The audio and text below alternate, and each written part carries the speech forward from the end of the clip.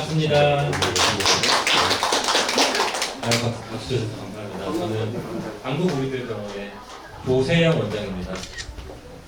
오늘 제가 짧게나마 어르신들께 척추질환에 대해서 강의를 좀 드리려고 찾아왔습니다. 귀한 시간 내주셔서 너무나 감사합니다. 척추질환이란 무엇이냐 하면 우리 몸을 이제 지탱하고 있는 척추가 우리가 계속 척추를 쓰게 되면서 척추뼈 그리고 척추 사이에 있는 추간판이라고 하는 우리가 흔히 말하는 디스크에서 퇴행성 변화가 생겨서 그 척추 위쪽에 있는 신경이 눌리게 되면서 발생하는 질환을 척추 질환이라고 합니다. 그래서 우리나라 사람들 거의 대부분이 인생에 한 번 이상은 요통을 겪게 되고요. 이게 뭐 단순하게 지나가면 괜찮은데 만성적으로 계속해서 이렇게 요통이 생기거나 또 경추통이 생기거나 이랬을 때 문제가 좀 커지게 됩니다. 특히 뭐 요통만 있는 분들 있을 뿐만 아니라 다리까지 내려오는 방사통이라는 것도 생기게 됩니다. 우리 몸을 이루고 있는 그 척추는 크게 목, 등, 허리 이렇게 세 부분으로 나눌 수가 있는데요. 뭐 뼈 개수 뭐 이런 건 중요한 게 아니고요. 이렇게 척추가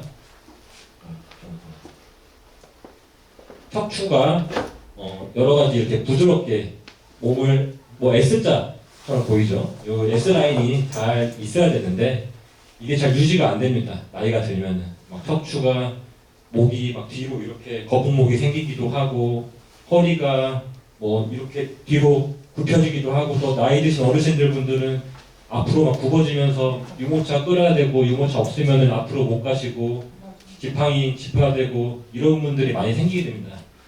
그런 게 다 척추 질환, 척추가 오랫동안 쓰다 보니까 그 뼈나 이런 구조물들이 문제가 생겨가지고 발생하게 됩니다.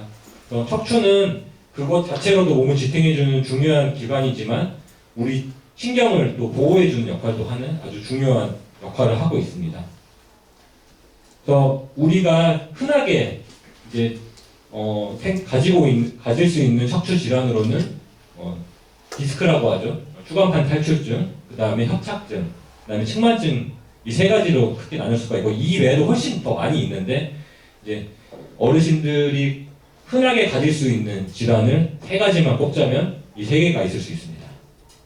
먼저 추간판 탈출증, 디스크라고 하는 이거는 이제 척추끼리 있는 관절에 있는 디스크가 이제 갑자기 꼭 이게 어르신들 물어봐요. 디스크 있는 어르신들이 제가 생활을 잘못해서 이 디스크가 생긴 건가요?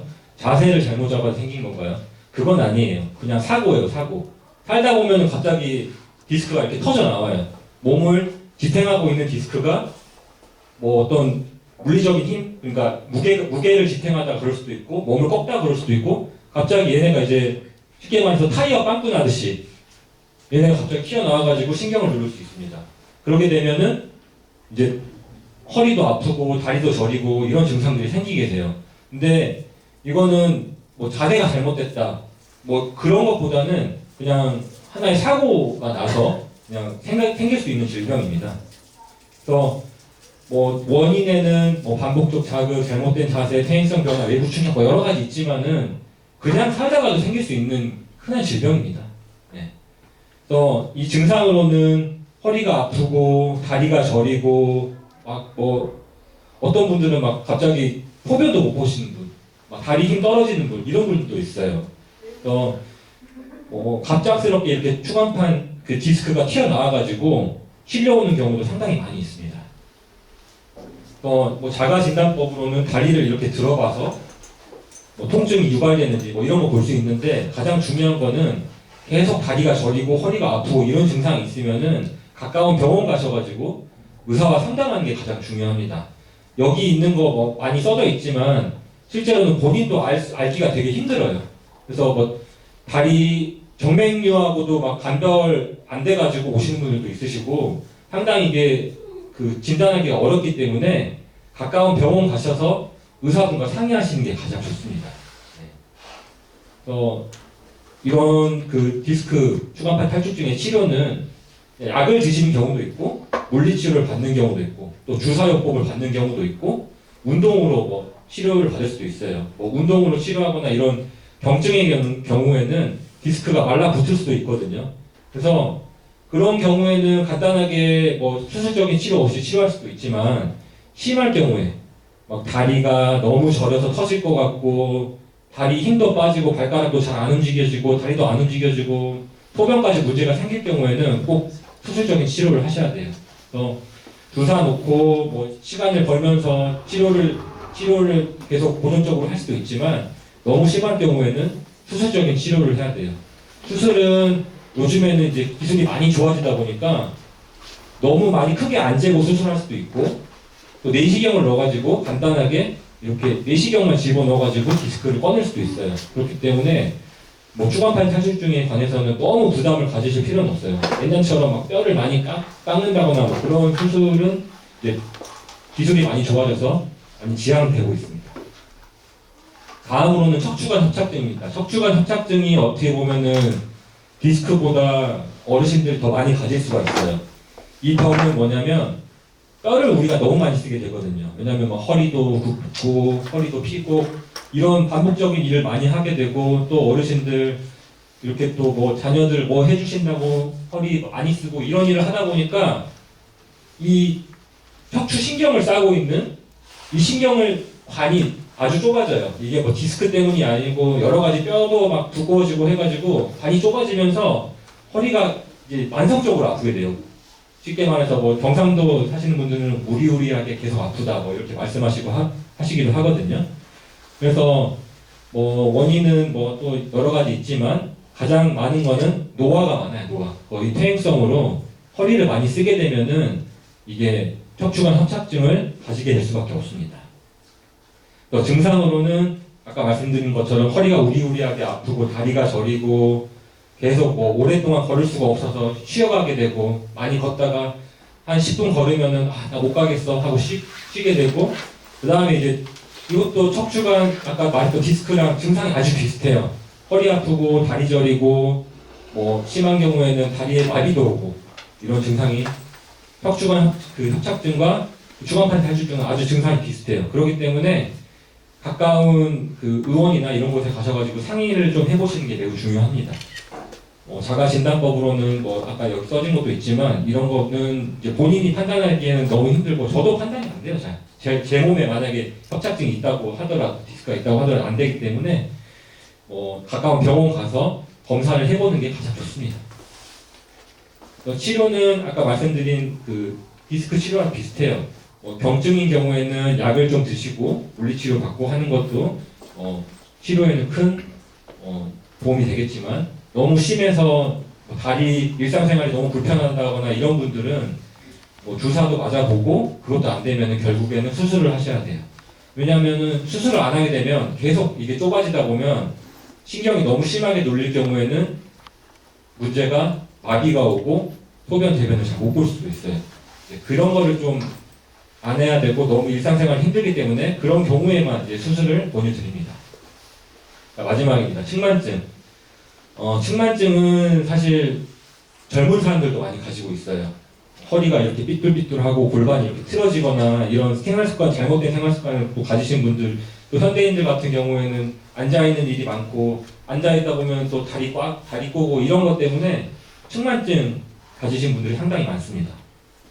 그래서 원인은 또 나쁜 생활 자세. 근데 이것도 사실 여기 막 여러 가지 써져 있는데 사람이 살다 본다고 이걸 다 지킬 수는 없어요. 저도 이거 다 못 지키거든요.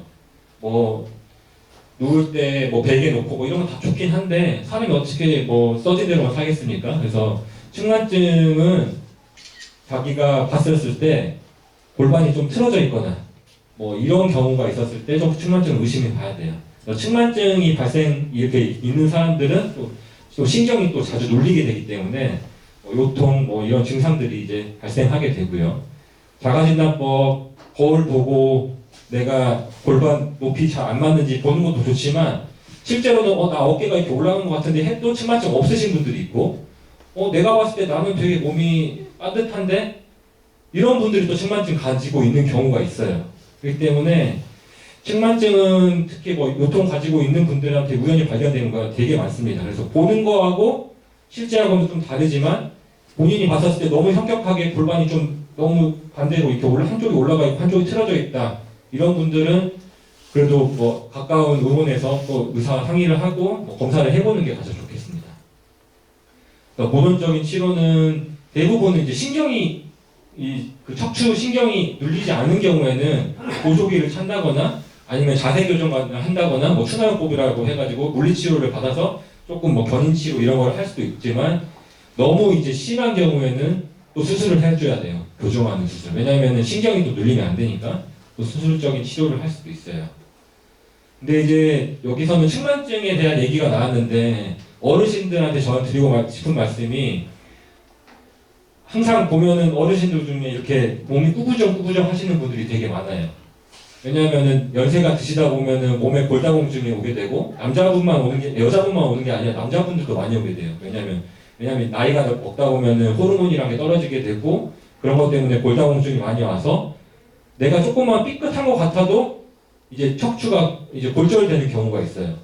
그래서 골절이 됐는데 검사도 안 받고 치료도 특별하게 안 하다 보면은 몸이 앞으로 이렇게 굽었을 때가 더 편해요. 그럼 사람이 어떻게 돼요? 계속 굽는 생활을 하게 돼요. 어디 걸어갈 때도 지팡이 짚으려고 그러고 유모차 끌려고 그러고 이런 굽는 생활을 하게 되면 이게 만성적으로 돼서 몸이 앞으로 굽는 사람들이 되게 많아요. 그래서 그리고 또 문제는 우리 몸의 근육이란 게 나이가 들면서 계속 빠지게 되고 약해지고 되기 때문에 몸 지탱이 잘 안 되거든요. 근데 이제 그거를 계속 방치를 하다 보니까 몸이 많이 굽어진 상태로 오시는 분들이 되게 많아요. 저도 어렸을 때는 특별한 생각 안 했는데 저희 할머니께서 그렇게 계속 유모차 끌고 다니시거나 이런 모습을 보면서 아 이게 가까운 사람도 이렇게 되게 되는구나 이런 생각이 많이 들어서 그거 뭐 측만증 뭐 이런 것도 중요하지만은 아까 지금 말씀드리는 골다공적 요추 골절 그러니까 어쨌든 간에 몸이 앞으로 많이 좀 굽어지는 것 같다 굽었을 때 좀 편한 것 같다 이런 느낌이 좀 오셨을 때는 검사를 좀 진행을 해보시는 게 좋고요. 그 다음에 이제 골다공증 검사 같은 경우에도 이제 검사를 좀 한 번씩 주기적으로 해보는 게 많이 좋습니다. 특히 뭐 여성분들 같은 경우에는 갱년기에 이제 골다공증이 잘 오기 때문에 호르몬적인 치료를 해야 되고 이런 치료를 해주는 게 좋습니다. 그래서 그 다음에 이제 약물요법에 대해서 말씀드리면은 지금 뭐 계속 나왔죠. 뭐 허리가 너무 심하지 않을 경우는 약으로 치료하고 뭐 허리 아픈 거나 이런 거 치료할 수 있다고. 근데 또 어르신들이 또 여쭤보세요. 진통제 먹으면 부작용 생기지 않나요? 진통제 많이 먹으면 안 되지 않나요? 진통제 오래 먹으면 안 되지 않나요? 진통제는 그냥 진통만 없애줘서 내 몸을 속이는 거 아닌가요? 그게 아닙니다, 사실. 근데 왜 그러냐면 어르신들은 이제 또 막 이제 여러 가지 이제 얘들 약물 부작용 이런 것도 많고 원래 드시는 약물도 많기 때문에 약도 많이 쓰기 때문에 이런 진통제에 대한 좀 오해가 있으세요. 그래서 뭐 진통제를 먹게 되면은 몸에 안 좋을 수도 있다 뭐 그렇게 되는데 그거는 너무 오랜 시간에 장기 복용을 했었을 때 나타나는 거고요. 아팠을 때 급성기적으로는 진통제를 먹는 게 도움이 됩니다. 그리고 진통제가 진통 효과만 있는 게 아니에요. 염증도 빼주고 그 다음에 이제 뭐 열이 올랐을 때는 열도 떨어뜨리고 여러 가지 이제 도움이 되는 약이기 때문에 진통제를 너무 겁내실 필요는 없어요. 그리고 이거를 장기 복용하면 당연히 문제가 되는 거지만 단기적으로 효과적으로 썼을 때는 이제 약이기 때문에 크게 도움을 받을 수 있습니다. 그래서 통증이 너무 심했을 때 마약성 진통제를 쓸 수도 있고요. 근데 물론 마약성 진통제를 오래 써서는 안 돼요. 그래서 의사분들이 의사와 상의를 해서 장기 복용은 안 하고 짧게는 써도 큰 문제가 없습니다. 왜냐하면 이런 약들이 다 안전검사를 다 통과를 한 약들이기 때문에 너무 걱정하실 거 없고요. 그 다음에 비마약성 약들 아까 말씀드렸던 것처럼 단순하게 진통만 없애는 게 아니라 염증도 빼주고 그 다음에 열이 올랐을 때는 열도 빼주는 해열작도 할 수가 있습니다. 또 뭐 성분에 따라서 이렇게 뭐 효과가 차이가 있다고 나오고요. 그다음에 뭐 이렇게 여러 가지 약물요법 뭐 이런 거는 이제 의사가 고민해야 될 문제지 이제 어르신들께서 고민하실 문제는 아니고요. 그다음에 위장관계 부작용이 있을 수가 있어요. 너무 오랫동안 복용하면 또 그리고 이 약이 나랑 안 맞으면. 그래서 최근에는 약 자체가 같이 있어요. 약 두 개를 섞어가지고 돼요. 하나 안에. 그래서 최근에는 약이 많이 개발이 돼가지고 진통제와 그 위장관 보호제를 한 알에 같이 넣어가지고 이렇게 그 두 가지 효과를 다 발생할 수 있게끔 진통 작용도 해주고 위장관도 보호해주는 이런 약들이 잘 나오고 있습니다. 이런 약 드시는 것도 이제 뭐 날짜 맞춰서 잘 드시는 것도 중요하지만 먹을 때마다 식사를 잘 하시고 식사 맞춰서 약을 드시고 뭐 이런 게 매우 중요합니다. 물론 식전에 먹어야 되는 약도 있고 식후에 먹어야 되는 약도 있기 때문에 이거 용법에 대해서는 그 약사님과 잘 확인을 하시고 드셔야 됩니다. 자, 마지막으로는 이제 척추 건강에 해로운 생활 습관. 제일 안 좋은 거는 오랫동안 앉아 있는 거예요. 오랫동안 가만히 앉아 있는 거. 왜냐면은 그러면 근육이 계속 긴장을 하게 되기 때문에 근육에 무리가 올 수 있어요. 그 다음에 이제 환자분들이 가장 많이 물어보는 게 척추 건강에 허리를 이렇게 꼿꼿이 세우는 자세가 좋냐고 항상 물어보세요.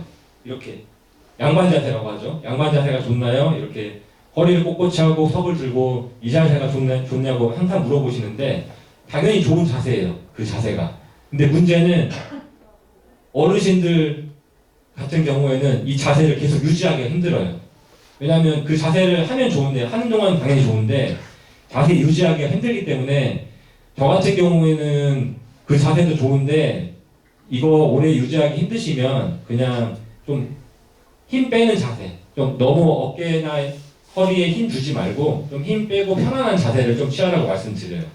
그리고 의자 같은 경우에는 너무 오래 앉아 계시는 것보다는 한 번씩 스트레칭 해주는 게 당연히 좋고요. 뭐 이런 거는 당연히 뭐 다른 이제 의료 매체나 뭐 이런 데서 접하신 내용이기 때문에 따로 뭐 설명을 안 드리겠습니다. 또 뭐 계속 뭐 똑같은 얘기 나오죠. 이로운 습관이 뭔지 뭐 허리 곧게 펴는 거 좋고 목을 안쪽으로 당기는 것도 좋고 뭐 하는데 운동이 제일 좋아요. 운동을 뭐 무리하게 막 뭐 들고 뭐 이런 거 하지 말고 그냥 걷는 운동이라도 조금씩 꾸준하게 하시고 그 다음에 이제 한 번씩 스트레칭을 해가지고 허리나 이런 데 무리가 가지 않게 몸에 무리가 가지 않게 유지해 주는 게 가장 좋습니다. 그리고 뭐 척추 건강에 가장 이로운 생활 습관은 제가 봤을 때는 뭐 이런 뭐 운동 이런 것도 제일 좋지만은 아팠을 때 늦지 않게 병원에 가서 의사를 만나보시는 게 가장 좋은 생활 습관이라고 저는 생각을 해요.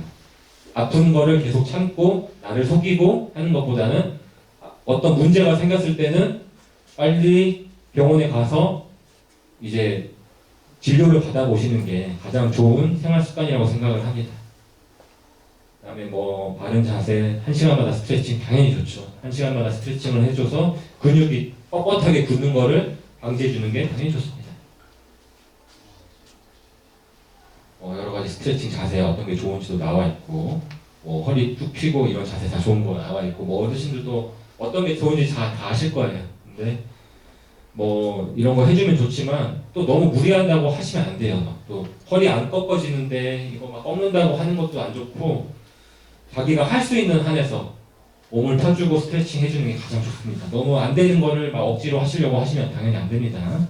그리고 가장 중요한 거는 이제 규칙적으로 식사 잘 하시고 영양분을 골고루 섭취를 하셔야 골다공증이 예방이 되고 좋고, 골다공증이 있었을 때는 관련된 약을 드셔야 됩니다. 네, 감사합니다. 네, 제가 뭐 급하게 준비했던 뭐 그렇게 열심히 준비했던 강의인데요. 어르신들께서 시간을 내주셔가지고 제 강의를 들어주셔서 너무 감사드리다는 말씀 드리고 싶습니다. 네, 시간 내주셔서 감사합니다.